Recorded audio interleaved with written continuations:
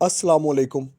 दोस्तों, बात करेंगे कि एक अच्छे कबूतर की पहचान करने के लिए सबसे जो ख़ास पॉइंट है, सबसे अहम पॉइंट है, वो कौन सा होता है।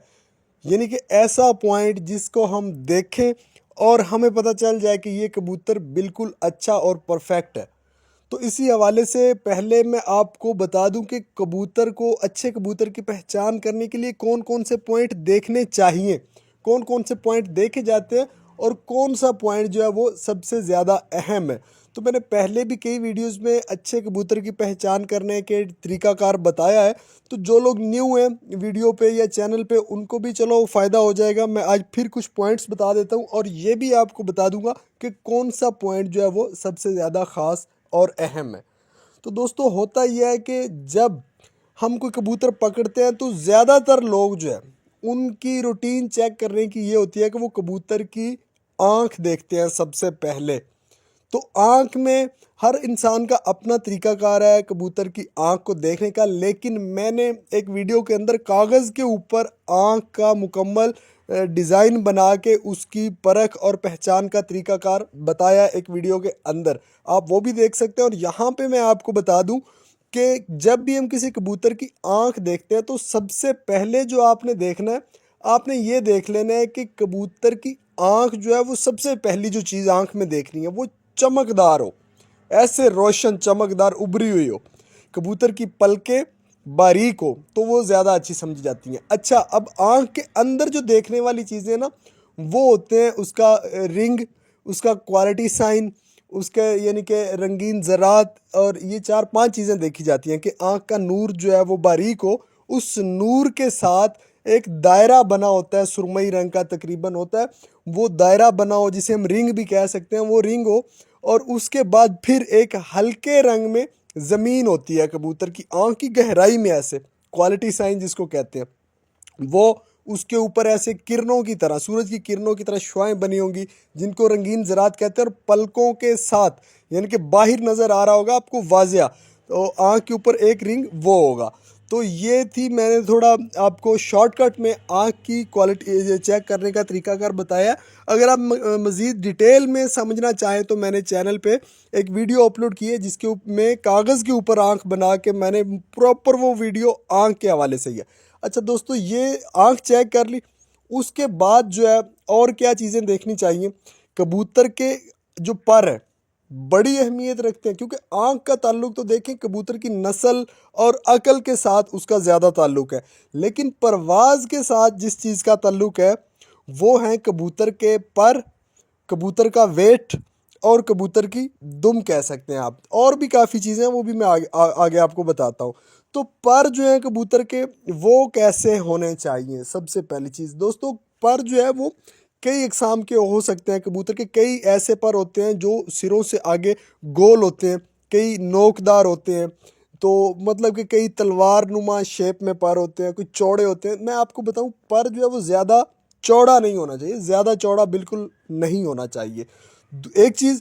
दूसरी चीज़ जो ये है कि पर जो जो मेन चीज़, जो अहम चीज़ है परों में, सबसे जो अहम चीज़ है वो ये है कि कबूतर का पर जो है वो लचकदार हो, यानी कि सॉफ्ट हो, लचकदार हो।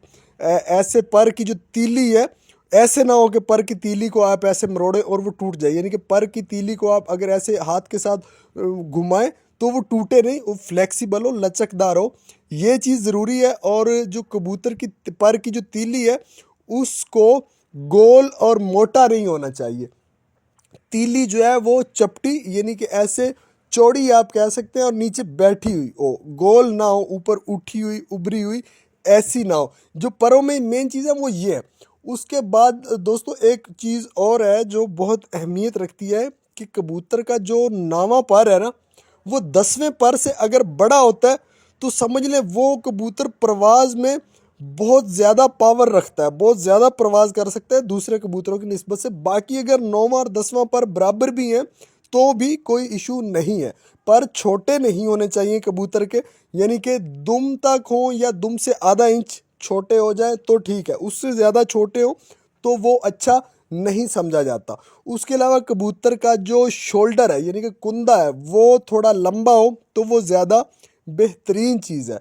इसके अलावा दोस्तों कबूतर की और जो चीज़ें चेक की जाती हैं उसमें कबूतर के जोड़, हड्डी, दुम, ये भी चीज़ें हैं, नाखून पंजे भी हैं। पहले मैं आपको जोड़ हड्डी के हवाले से भी बता दूं दोस्तों, जो कबूतर की जोड़ और हड्डी है, जब आप हड्डी के ऊपर ऐसे हाथ मारते, पहले बताऊं मैं आपको हड्डी का साइज़ कितना होना चाहिए। दोस्तों हड्डी का साइज़ 4 उंगली तक हो, यानी कि 3.5 इंच, या जब आप अपने हाथ को ऐसे 4 उंगलियां जोड़ते हैं तो इतना उस हड्डी का साइज़ होना चाहिए।